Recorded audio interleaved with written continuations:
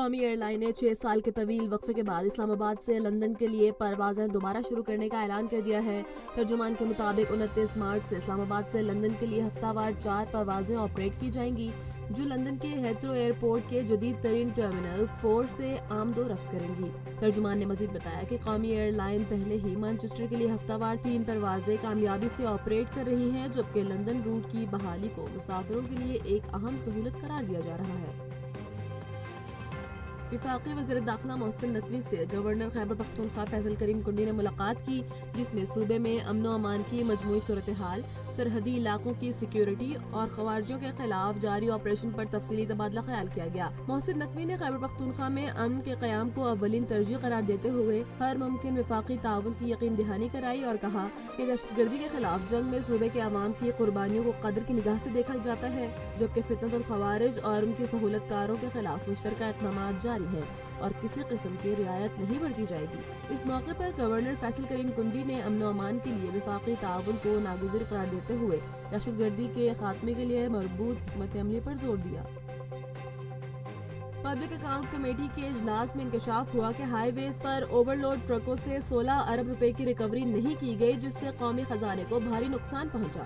Audit حکام کے مطابق 18,000 اوور لوڈ ٹرکوں پر مجموعی طور پر 17 ارب روپے جرمانہ عائد کیا گیا تھا، تاہم NHA نے اس میں سے 16 ارب روپے وصول نہیں کیے۔ دوسری جانب سیکریٹری NHA نے موقف اختیار کیا کہ آڈٹ رپورٹ مفروضوں پر مبنی ہے اور نومبر 2023 سے قبل ایکسل لوڈ چیکنگ سسٹم مؤثر طور پر موجود نہیں تھا، جبکہ اب 78% ہائی ویز اور موٹر ویز پر ایکسل لوڈ چیکنگ کی جا رہی ہے۔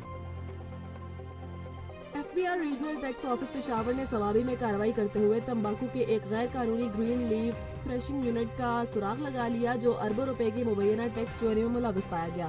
ذرائع کے مطابق یار حسین امان آباد میں قائم یہ یونٹ بغیر اجازت کے فعال تھا، جہاں سے بڑی مقدار میں لیمنا، سٹیم اور گرین لیف تمباکو برآمد کیا گیا۔ حالانکہ کمپنی کے پاس پاکستان ٹوبیکو بورڈ کا محدود کوٹا موجود تھا، FBI نے غیر قانونی گودام سیل کرتے ہوئے مشینری اور سٹاک قبضے میں لے لیا ہے، جبکہ تمباکو کی غیر قانونی پیداوار اور ذخیرہ اندوزی کے خلاف مزید قانونی کارروائی کی جا رہی ہے۔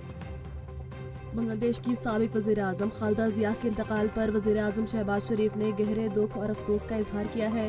اپنے تعزیتی بیان میں شہباز شریف نے کہا کہ بیگم خالدہ ضیاء پاکستان کی پرعزم اور مخلص دوست تھی اور پاکستان اس مشکل گھڑی میں بنگلہ دیشی حکومت، عوام اور سوگوار خاندان کے ساتھ کھڑا ہے۔ انہوں نے مرحومہ کے لیے مغفرت اور لواحقین کے لیے صبر کی دعا کی۔ واضح رہے کہ خالدہ ضیاء، جو بنگلہ دیش کی پہلی خاتون وزیر اعظم تھی، 80 برس کی عمر میں ڈھاکہ کے اسپتال میں انتقال کر گئی۔ وہ طویل عرصے سے مختلف بیماریوں میں مبتلا تھی۔ غزہ میں القسام بریگیڈز کے ترجمان ابو عبیدہ، جن کا اصل نام حذیفہ الکحلوت تھا، گزشتہ برسوں تک حماس کی عسکری اور میڈیا کارروائیوں کی نمایاں آواز رہے۔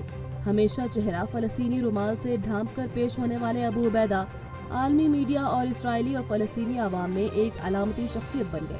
ان کے پیغامات میں جنگ بندی کی خلاف ورزیاں، اسرائیلی اور فلسطینی قیدیوں کے تبادلے اور عسکری کارروائیوں کی تفصیلات شامل تھیں۔ 2006 میں وہ باضابطہ القسام کے ترجمان بنے اور گلاد شالیت کے قیدی تبادلے کے بعد عالمی سطح پر مشہور ہوئے۔ اسرائیلی حملوں کے باوجود وہ محفوظ رہے اور میڈیا کی جنگ میں اپنی اہمیت برقرار رکھی۔ وزیر اعظم شہباز شریف نے روسی صدر ولادیمیر پوٹن کی رہائش گاہ کو نشانہ بنانے کے الزام کی شدید مذمت کی ہے۔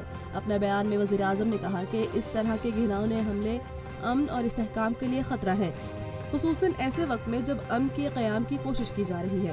انہوں نے کہا کہ پاکستان روس کے صدر، حکومت اور عوام کے ساتھ مکمل یکجہتی کا اظہار کرتا ہے اور سلامتی اور امن کو خطرے میں ڈالنے والے ہر قسم کے تشدد کو مسترد کرتا ہے۔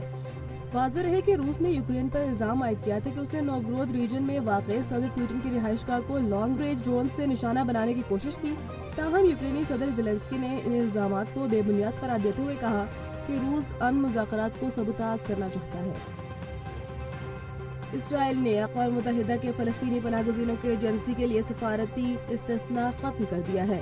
خبر ایجنسی کے مطابق اسرائیلی پارلیمنٹ نے قانون سازی کی منظوری دے دی ہے، جس کے بعد انروا کے خلاف اسرائیلی عدالتوں میں قانونی کارروائی ممکن ہو جائے گی۔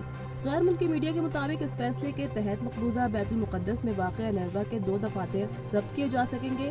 واضح رہے کہ اسرائیل نے گزشتہ برس ہی انروا پر پابندی عائد کی تھی، جبکہ اس اقدام کو عالمی سطح پر شدید تنقید کا سامنا ہے۔ لاہور میں شدید دھند کے باعث شہر کا فلائٹ آپریشن تقریباً 8 گھنٹے سے معطل ہے۔ 4 پروازیں اسلام آباد پر اتار لی گئی ہیں، جبکہ لاہور سے دبئی، ابوظہبی، جدہ اور کراچی جانے والی پروازیں منسوخ کر دی گئی ہیں۔ دھند کی شدت کی وجہ سے اندرون اور بیرون ملک پروازوں کا شیڈول متاثر ہوا ہے، ساتھ ہی شہر کے مختلف علاقوں میں ٹریفک کی روانی بھی متاثر ہے۔ M2 بلکسر سے کوٹ مومن اور M3 فیض پور سے رجانہ موٹر ویز دھند کی وجہ سے بند ہے۔